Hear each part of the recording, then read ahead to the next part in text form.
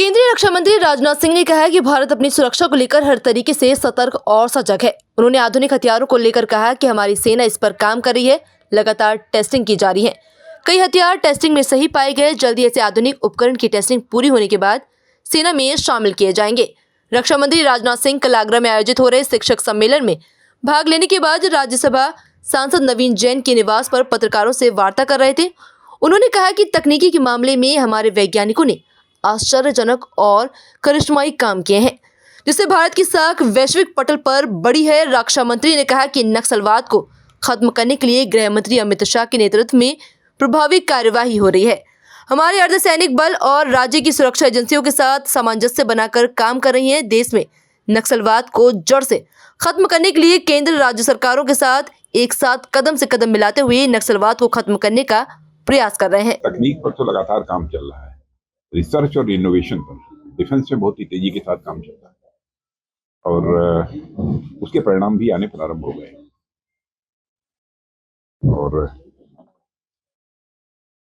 कई वेपन्स ऐसे हैं जिनमें कि नई टेक्नोलॉजीज का प्रयोग हुआ है और टेस्टिंग के बाद वो बहुत ही सही पाए गए हैं और उनकी उपयोगिता है। सर, अटल जी के बाद जिस पर देखा गया कोई परीक्षण नहीं हुआ, तो अटल जी के बाद अटल जी ने परीक्षण किया। बार बार परीक्षण नहीं होता है। पावर एक न्यूक्लियर पावर कंट्री बन गया है भारत।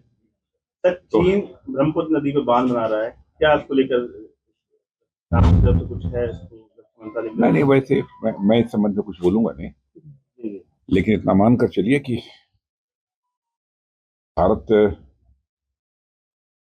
अपनी सुरक्षा के प्रति पूरी हर तरीके से सजग है। सर, आपने भी डीआरडीओ का निरीक्षण किया था, तो सर क्या कुछ नया कुछ निरीक्षण नहीं किया था। हमारे डीआरडीओ में लगभग 8,000 से अधिक वैज्ञानिक हैं। उसमें कुछ ऐसे वैज्ञानिक थे प्रमुख जो काफी सीनियर, उन लोगों के साथ हमारी बातचीत हुई थी। बहुत चीजें ऐसी हैं, बहुत ऐसी चीजें हमारे यहाँ जो डिस्क्लोज नहीं किया, लेकिन इतना मैं कह सकता हूं कि हमारे वैज्ञानिकों ने कुछ करिश्माई काम किया है। इससे मैं कह सकता हूं कि टेक्नोलॉजी के मामले में भारत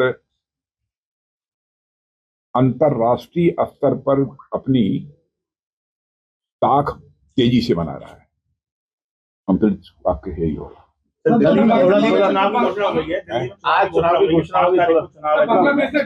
लग रहा है इस बार? अरे घोषणा हो गई, जीत जाएंगे। अरे ड्रोन फोन की चिंता मत करिए। सर, केजरीवाल के सीजफायर पर बांग्लादेश का जो माहौल, भाई जिस देश का प्रधानमंत्री इतना ताकतवर हो, सर्जिकल स्ट्राइक एयर स्ट्राइक हो जाए, अब ड्रोन की बात। जब बीजेपी विपक्ष में थी तब चीन के कब्जे से भूमि मुक्त कराने की बात क्या करती थी?